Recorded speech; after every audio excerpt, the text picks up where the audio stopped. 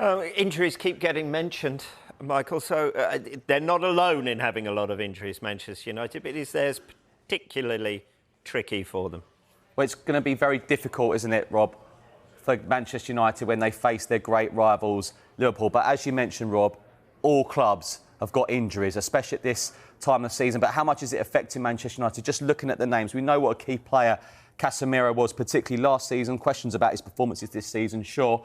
Christian Eriksen, another senior member of that midfield. Malacia's proved to be a decent signing. Lisandro Martinez out. This is the one that's going to annoy Manchester United fans. Of course, Saturday was a disaster against Bournemouth, but that booking means he's suspended for such a huge game. Was a real disappointment to supporters. Mason Mount hasn't really started his Manchester United career yet, has it? Lindelof, we all know about Jadon Sancho, but these two here are the key. These are the real worries as well for Manchester United. What a turnaround it's been for Harry Maguire. He looks like he'll be out of Sunday's match, as will Luke Shaw. Doubts remain over Anthony Martial and Marcus Rashford. Guys, I'm going to bring it back to you, OK? It's a great turn. Yeah. Throw you under a bus. But no, is that an excuse, really? Is it an excuse for the performances? I think it's a mitigating factor.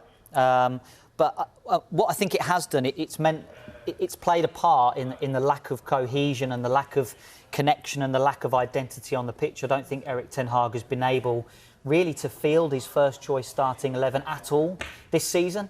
And when he has almost got that first 11 out there, it's felt a little bit imbalanced, particularly in midfield. I think the injuries towards the left-hand side of the pitch with Luke Shaw, Lisandro Martinez has really impacted the way they want to open up the pitch and get the ball to Marcus Rashford.